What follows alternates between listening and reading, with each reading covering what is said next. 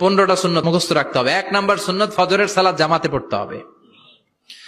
2 নামাজ মুনাফিকদের কাছে সবচেয়ে কঠিন, একটা হচ্ছে ফজরের নামাজ আর একটা এশার নামাজ। 2 নাম্বার সুন্নাহ হচ্ছে আসওয়াক, মেসওয়াক করা। মাতফারাতুন লিল ফাম মারদাতুন লির রব, মেসওয়াক করলে দাঁত পরিষ্কার থাকে, আল্লাহ খুশি হয়ে যায়। বিশ্বনবী বলেছেন যদি আমার উম্মতের জন্য কষ্ট না হতো প্রত্যেক নামাজের আগে মেসওয়াক করা আমি ফরজ করে দিতাম। সুবহানাল্লাহ। মেসওয়াক ছিল বিশ্বনবীর জীবনে শেষ আমল। এই মেসওয়াক করে বিশ্বনবী শেষ নিঃশ্বাস ত্যাগ করেছেন।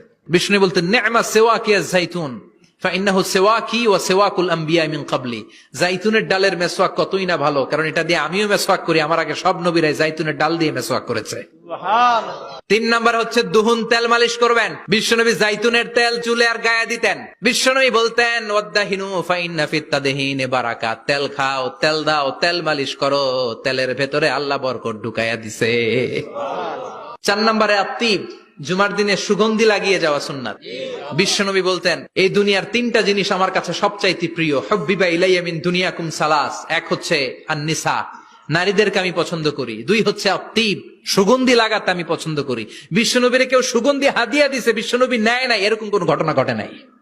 আল্লাহু আকবার। আবার বিশ্বনবী বলতেন আরবাউন মিন সুনানিল মুরসালিন, 4টা সুন্নাত সব নবীদের সুন্নাত। 1 নম্বরে আল হায়া মানে লজ্জা। আরেক বর্ণনা এসেছে আল খিতান মানে সুন্নাতে খাতনা, এটা সব নবীদের ছিল। আর সেওয়াক, সব নবীরা মেসওয়াক করেছেন। আত্তিব, সব নবীরা আতর লাগিয়েছেন। আর নিকাহ, সব নবীরা বিয়েও করেছেন। চিল্লায় পড়েন আল্লাহু আকবার।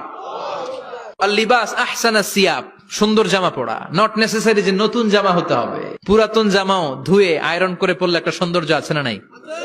ইন্নাল্লাহা জামিল ওয়া ইউহিব্বুল জামাল, আল্লাহ নিজে সুন্দর, সৌন্দর্যকে আল্লাহ পছন্দ করেন। এরপরে ইকসারুস সালাহ আলান নবী, বিশ্বনবীর উপর বেশি বেশি দুরূদ পড়া। বিশ্বনবী বলতেন জুমার দিন শ্রেষ্ঠ দিন, এই দিন আমার উপর বেশি বেশি দুরূদ পড়ো। ফাইন্না সালাতাকুম মা'রুদাতুন আলাইয়া, কেননা তোমরা যে আমার উপর দুরূদ পড়ো, আমি মরে যাওয়ার পরে এই দুরূদ গুলো কে পাঠিয়েছে তার নাম, তার বাবার নাম সহ ফেরেশতারা আমার কবরে দিয়ে আসে। সুবহানাল্লাহ। সাহাবারা বললেন ইয়া রাসূলুল্লাহ কাইফা সালাতুনা মা'রুদাতুন আলাই, আপনি মরে যাওয়ার পরে আমাদের দুরূদ কেমন করে আপনি দেখবেন? ওয়াকাদ আরিমতা, আপনি তো পচে গলে মাটির সাথে মিশে যাবেন। বিশ্বনবী বলেন ইন্নাল্লাহা হাররামা আলাল আরদি আন তাকুলা আজসাদাল আম্বিয়া, নবীদের লাশকে খেয়ে ফেলা, নবীদের লাশকে পচিয়ে ফেলা জমিনের সব মাটির জন্য আল্লাহ হারাম করে দিয়েছে।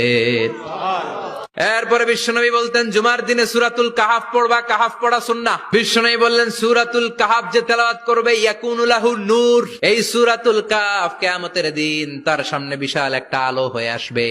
এই আলো দিয়ে পুলসিরাত পার হয়ে ওই বান্দা জান্নাতের ভেতরে ঢুকে যাবে। আবার বিশ্বনবী বলেন যারা সূরাতুল কাহাফের প্রথম 10 আয়াত তেলাওয়াত করবে জুমার দিন, শেষের 10 আয়াত যারা জুমার দিন তেলাওয়াত করবে, দাজ্জালের ফিতনা থেকে তাদেরকে মুক্ত রাখবে কে? এরপর আত-তাবকির ইলাল মসজিদ, মসজিদে আগে আগে যাওয়া সুন্নত। আগে যিনি যাবে উনি কি পাবে? তারপরে গরু, তারপরে বকরি, তারপরে মুরগি, মুরগির পরে ডিম না আন্ডা? আন্ডা। আল মাশিউ আলাল ইকদাম, বিশ্বনবী বললেন হেঁটে হেঁটে জুমার নামাজে যাওয়া সুন্নাহ। প্রতি কদমে কদমে আমলনামায় সওয়াব দিয়ে দিবে কে? এরপরে বিশ্বনবী বললেন আদামু তাখাত্তি রিকাবান নাস, মানুষের ঘাড় ডিঙ্গিয়ে সামনে না যাওয়া সুন্নাহ। অনেকে জুমার দিন আসে সবার শেষে বসতে চায় সামনে, এরকম ডাকাইত আছে না নাই? বিশ্বনবী জুমার খুতবা দিচ্ছেন, হঠাৎ এক সাহাবী সব সাহাবীর ঘাড় ডিঙ্গিয়ে ডিঙ্গিয়ে সামনে আসতেছে বুলেটের মতো।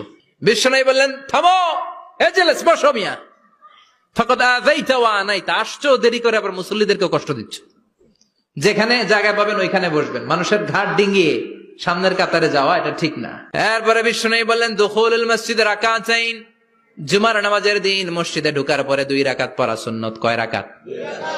এরপরে বিশ্বনবী বললেন ইনসাত, চুপ থেকে খুতবা শুনবা। তাহলে জুমার নামাজে কথা বলা যাবে না, কেউ কথা বললে চুপ করো, এই কথাটাও বলতে বিশ্বনবী নিষেধ করেছেন। চিল্লায় বলেন ঠিক কিনা?